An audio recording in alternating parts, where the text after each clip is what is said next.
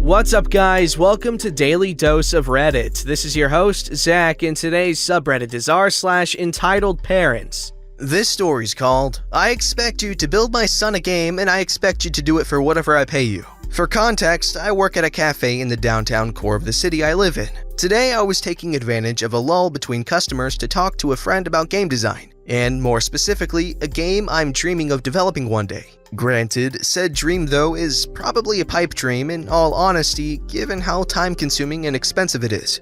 We were talking about how the game's multiplayer would be structured when this story begins. Here's the cast. Entitled Kid. Entitled Mom. Friend. Me. Entitled Kid has been hovering around, obviously within eavesdropping distance for that last couple of minutes when he moves in and inserts himself into the conversation. Wow, that game sounds cool. Me, both enthused at the interest and annoyed at the intrusion. Thanks, I guess. What's it called? Where can I get it? It's not even built, it's just an idea. Yeah, but what's it called? Is it on Xbox? It's not an actual game, kid. It's just an idea in OP's head. What? Why not? Because I have no time or money? What? Can't you make time? And you make money here. Spend it on making that game. It's gonna cost a hell of a lot more than my wage here. Liar. Excuse me? If you're gonna keep lying like that, I'm gonna get my mom to pay you. Then you'll have no more excuses. Sure, go right ahead. Entitled Kid runs off, and we keep talking about making the game when Entitled Mother butts into the conversation without warning, stopping us by basically shoving a hand in friend's face to stop him. Hi there, I'm Entitled Kid's mother. He said you play a game that he wants to play and that you aren't telling him the name. We're not telling you the name because it doesn't have one yet. Entitled Mother, already getting angry. How can a game not have a name yet? How do you expect someone to find it on Bing? Yes, she actually said Bing. We're still laughing about it now.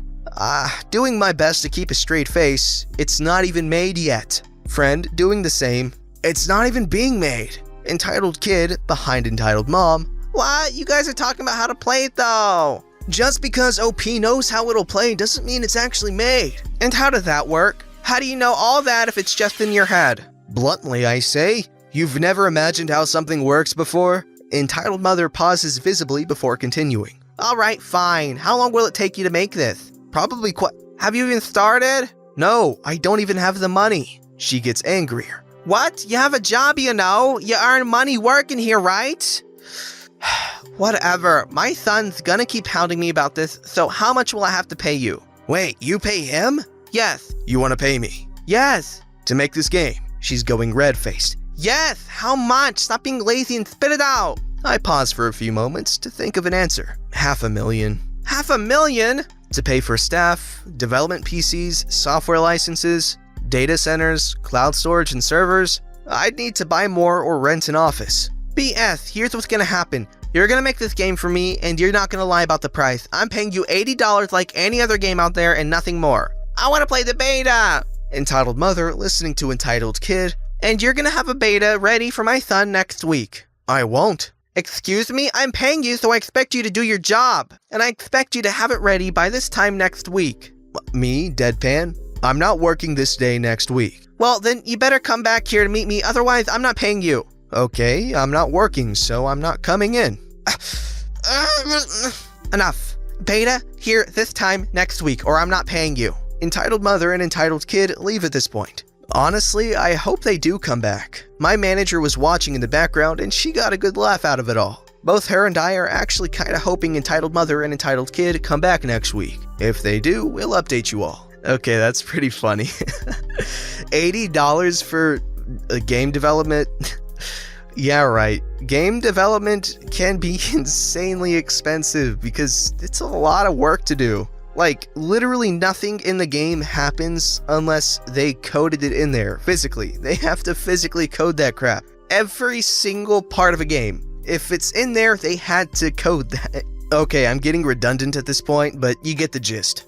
This story's called, Karen Wants My Shiny Pokemon for Her Son. Got a Halloween one for you, featuring my misadventures playing Pokemon Go. Here's the cast. There's me, Matilda, because Karen is overused and she seemed like an odd duck. Officer. So I'm a coffee addict. I know, shocker. And as a coffee addict is likely to do, this morning I went for a stroll down to the Golden Arches for a cup of joe. And because walking and doing nothing is boring, I decided to play some Pokemon Go while I walked to get that sweet cup of magical bean juice. The walk there was pretty uneventful, a couple people just milling about doing their own thing. Get to McRichard's and get my sweet ambrosia and step outside. Proceed to whip out my phone and take the long way home to hit a couple stops and enjoy my coffee. I'm walking up to my first and what would turn out to be my last stop and spy our would-be antagonist and the demon she decided was a cute pet at the stop sitting at the heater that was in the gazebo built at the stop. I'm a few feet away and it happens. Cue Pokemon battle music. A wild shiny Misdreavus appears. To be fair, I had a lucky egg going. I load that sucker up with a berry and throw a great ball at it. I catch it, and in my drowsy excitement, I shout an exuberant, "Heck yeah!" This draws the ire of our antagonist. "Hey, don't swear, there are children around!" Reasonable reaction, I guess. I accept I'm in the wrong there. I did know Crotch Goblin was near, yet I still swore. My bad. Kid was like 6, so meh, I'll just head out. "Oh, sorry miss, I got a little too excited. Won't happen again. I'm just passing by, so I'll be out of your hair soon." "Good. What on earth would make you swear around a child?" "I'm playing Pokemon on my coffee run and just caught a shiny ghost I've been hunting. I got a little too excited and got carried away. My brain is still at the bottom of my cup." "Well, you owe my son something for what you did. Give him that Pokemon now." I'm going to assume a bunch of you know how that game works with trading. But for non-nerds, here's the TLDR. I can't give her Spawn, a rare Pokemon, without us playing together for way too long for a 28-year-old man to be chilling with a 6-year-old. Yeah, that's not gonna happen. Matilda resisting the urge to ask for my manager. "Excuse me?" Not gonna happen. I'm not giving your son anything. Not just that, I can't. "What do you mean you're not giving my son anything?" Exactly what I said. She finally mega evolves to a full-blown Karen. "You will give my son that freaking Pokemon now, you POS, or I will call the police and charge you with harassment." Me pointing at the camera in the park that watches the bums sleep in the gazebo. Go ahead. In true entitled fashion, she actually calls the police on me. I haven't even gotten within 5 meters of this woman, and I know the camera has seen it all, including my happy dance and catching that little crab. Spoiler, I can't dance. The Royal Canadian Mounted Police show up and, of course, Matilda instantly flies off the handle and starts spewing vitriol at them about how I'm basically Hitler. Seriously, she made me out to be a wandering child fan and serial violator in the same breath. I'm just leaning against a fence, looking bored and annoyed, throwing balls at passing Gaslies, sipping my coffee. Calm as can be, despite my annoyance, only because of the coffee. The officer approached me and asked me what happened. I was on my morning coffee run and playing some Pokemon Go on the way there. I caught something I've been hunting for a while and got excited and swore within earshot of her and her son. I hold up my phone displaying my new trophy. "Did you ever approach that woman? She's saying you tried to touch her son?" I haven't even been within a few meters of her. Check the camera. I've been here listening to her screaming at me because I accidentally said frick near a child and wouldn't do as she demands and give her child a rare Pokemon by way of apology. Matilda hears the word camera and goes white. Evidently, she missed me pointing right at it. She tried backpedaling really fast while the other officer is off checking the footage in his cruiser. He returns with his cuffs out. Not for me though, for her. They asked me if I wished to press charges. I told them yes. She was booked for filing a false police report, lying to an officer, and I'm not sure what else. I'll find out later. I'll update when I get more information. Come on, Matilda, Karen, woman, thing, person.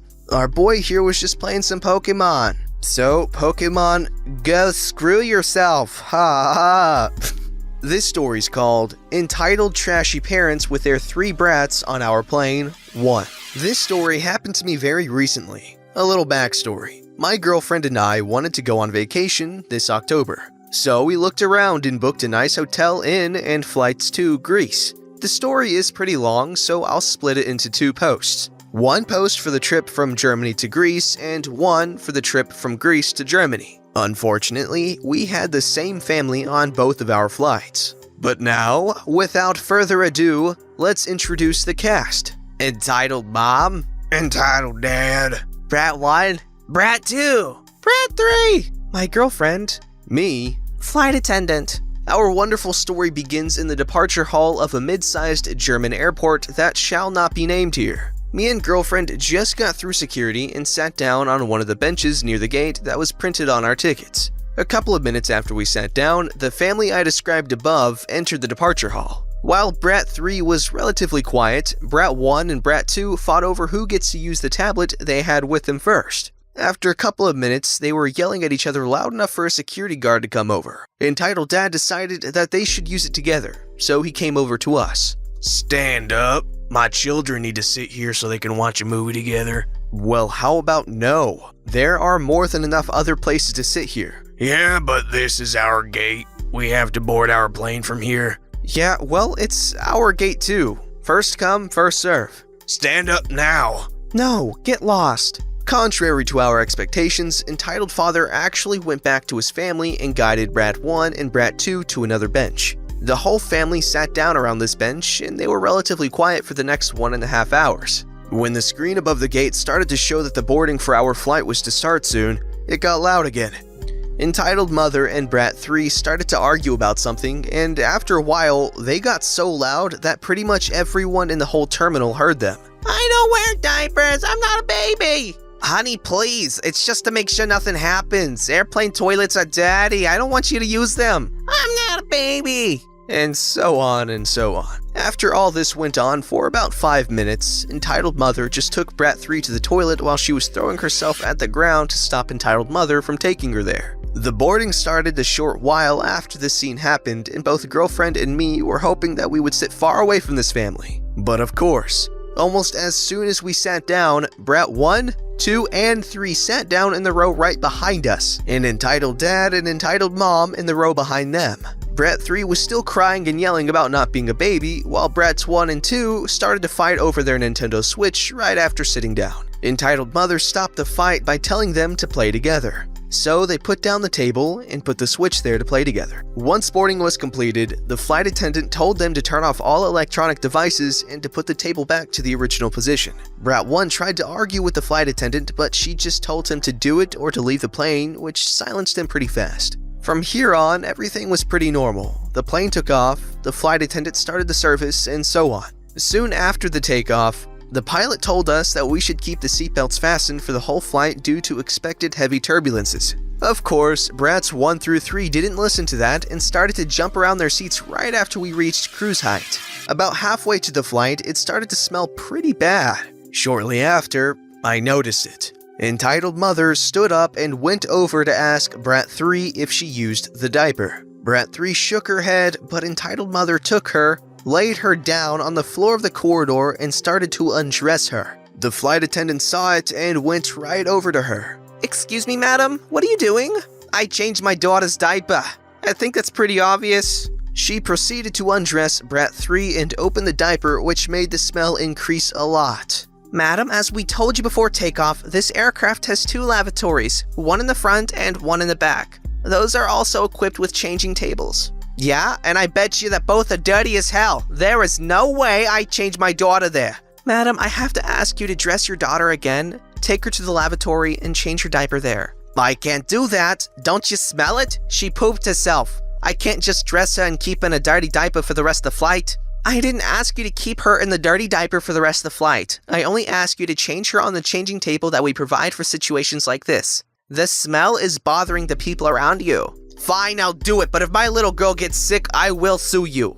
During this whole episode, Brat 3 kept crying and yelling at Entitled Mother. After this discussion, Entitled Mother threw Brat 3's pants on the floor, closed the diaper, and grabbed her bag and took Brat 3 to the toilet. Another couple of minutes later, she came back, put Brat 3 on her seat, and stuffed the dirty diaper in the bag on the seat in front of her and sat down on her seat. Flight attendant came over and asked Entitled Mother to take the diaper and throw it in the bin on the toilet, but she refused to do that. During this discussion, the expected turbulences started, and flight attendant had to get to a seat and buckle up so the dirty diaper stayed where it was, in the pocket right behind girlfriend's seat. The rest of the flight was more or less normal, except for the crap smell from behind and the fact that Brats 1 and 2 kept kicking my seat and arguing about who should use which Switch controller. After the plane landed and we stopped at the gate, the whole family got up almost instantly, took their hand luggage, and went on to leave the plane. They left all their trash.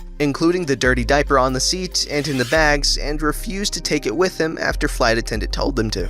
As soon as they left the plane and got into the arrival terminal in Greece, Brat 3 screamed at entitled mother that she wants to take off the diaper and that she isn't a baby anymore, while both Brats 1 and 2 kept mocking her for wearing it. While she took Brat 3 to the bathroom, Brats 1 and 2 got onto the luggage band and tried to surf on it until one of the security guards stopped them from doing it. Thankfully, entitled mother and Brat 3 didn't come back before girlfriend and me got our luggage, and the other kids stayed pretty quiet after the security guard talked to them. To be honest, this was one of the worst flight experiences in my life, only to be topped by the flight back to Germany and by one flight where the guy next to me threw up all over me. Okay, I'm not gonna lie, dude, that sounds absolutely terrible. I will say this, next time this sort of thing happens, ask the flight attendant if there's any seats available in first class, because they might move you forward. Because trust me, they'll be pretty understanding when dealing with people like that. Don't forget to like, subscribe, and hit that bell to never miss an episode.